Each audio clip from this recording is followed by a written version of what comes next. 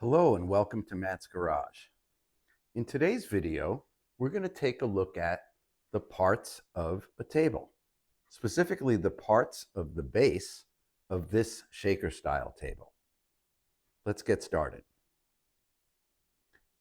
Everybody uses tables. Everybody's seen tables. You have several in your house and in your friend's house and in your parents' house. Tables are everywhere. But you might not know what all the pieces of a table are and the basics about how you think about building a table like this, a basic shaker table. So first of all, let's talk about the parts, and then we'll talk about how they fit together and a little bit about some construction techniques so that if you decide to build a shaker style table like this, you'll have some guidelines. First of all, these horizontal pieces here, long ones in the front and the short ones on the side. These are called aprons. Yes, just like the apron you would wear in the kitchen or out at the barbecue grill. In this particular table, the aprons are made out of cherry. In fact, the entire table is made out of cherry. And they are 3.5 inches wide and 11/16 thick. This stock started out as 3/4 inch stock. I like planing it down to 11/16. I just think the slightly thinner wood gives it a nicer look. And you'll also notice that there's a little groove in the top, and that groove is to accommodate the one metal part that is used as part of this table, which is these Z-clips. And the idea of the Z-clip is that you put it in the groove, you screw it up into the tabletop, which we haven't talked about. We'll do that in a separate video. And what that allows is, because it's in a groove and the Z-clip is a little bit narrower than the groove itself, it allows for expansion and contraction of the wood. So, second piece. These things, I think you know what these are. Those are the legs. And on this particular table, the legs are tapered, and that's the classic shaker style. Very specifically, the outer faces, if you were to go around the table and look at the outer faces, they remain square. There's no taper on this outer edge. The tapers are on the inner facing edges. So this edge and these edges. And that's, again, very specific to the shaker style. In the case of this table, the leg stock is 7/4 cherry. 7/4 is another way of saying 1.75 inches. So up top, those are 1.75 inches or 7/4. The taper goes down to 1.25 inches at the bottom. Now the $1,000,000 question: how do we connect the legs and the aprons together to make a stable table base? The answer is dowels. We use these wooden dowels to make the connections.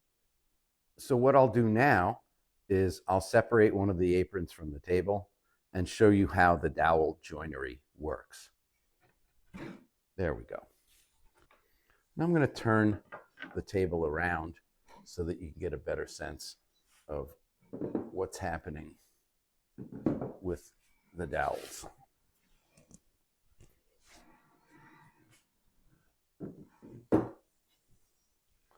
So a couple of things. The dowels go into holes that are drilled both in the aprons and in the legs. And in order to make those holes properly aligned, I use a doweling jig. Specifically, I use this jig from a company called Jessam. They're a Canadian company. This is the model 08350. It makes 3/8 inch holds. You can adjust the alignment. And that's very helpful because there's a feature of this table, which you might not have noticed initially, which is that the aprons are inset a little bit into the legs. So there's a little reveal at the edge. And that's a very standard feature of a shaker table. If it was a modern style table, chances are the aprons would be flush with the surface of the legs.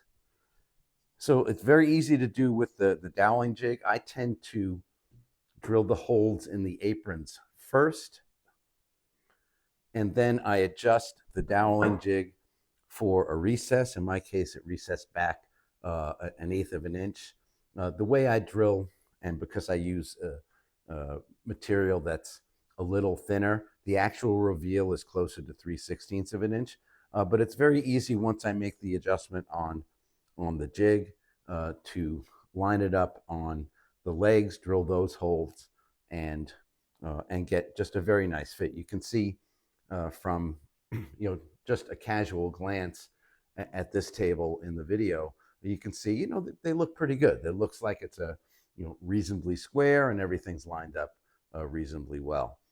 This jig was really instrumental. It's really one of my favorite tools in the shop. It moved me in many ways from being very much a beginning woodworker to at least an intermediate woodworker. This is the fifth table that I've worked on. It's the third of this exact style. The second table was a small modern style table, and the first one was the doggy dining table. But this is really sort of my third major table built strictly with dowel joinery, really in this style. So let's reassemble, and we'll go over once more the parts, and then we'll wrap it up.